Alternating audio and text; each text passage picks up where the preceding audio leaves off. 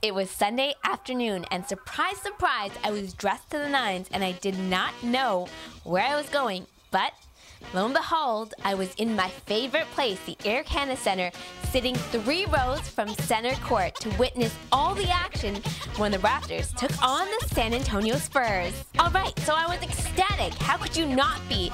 It was by far one of the best Raptor game experiences I've been to in a long time. Sure, I've interviewed them time and time again, but it's one thing to see how tall these guys are on the basketball court.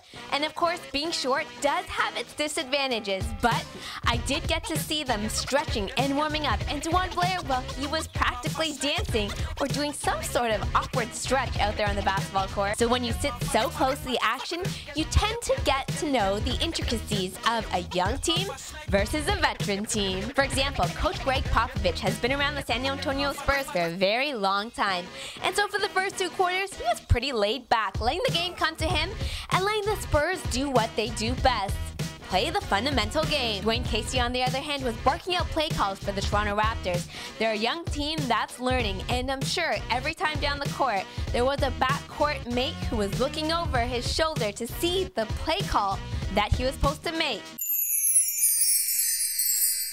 In 14 games, it was refreshing to see up close how well Jonas Valanciunas works on both ends of the floor. He did the intangibles that don't show up on the stat sheets, and one of them was setting solid screens with authority against the veteran and Hall of Famer to be, Tim Duncan. Let's not forget, he let his emotions speak volumes out there on the basketball court, especially when the game came too close for comfort. Communication is key for any basketball team, and for the veteran and Hall of Famer to be Tim Duncan, well, he showed us why he's called the big fundamental. He was the one calling out plays and barking out random calls just so the Spurs knew what was going on.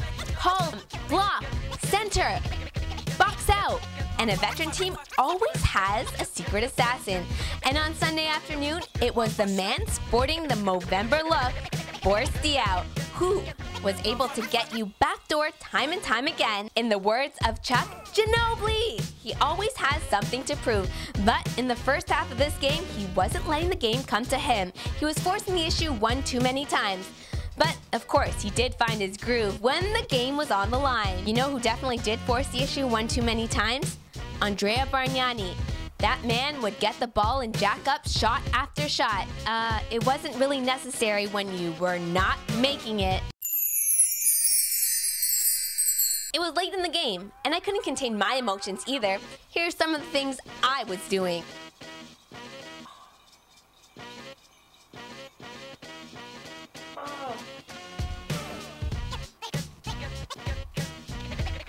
So the best part about this game wasn't just witnessing another Hall of Famer to be, Tony Parker, with a spin move down the lane, making it look so easy, or DeMar DeRozan yelling one too many profanities as he came down with a huge bucket late in the game. No, no, no. It was witnessing Jonas Valanciunas on defense doing this.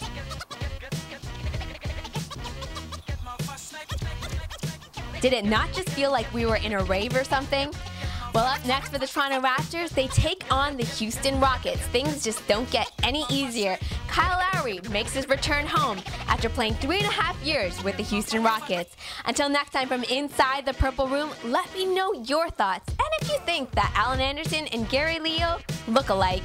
Until next time, take care.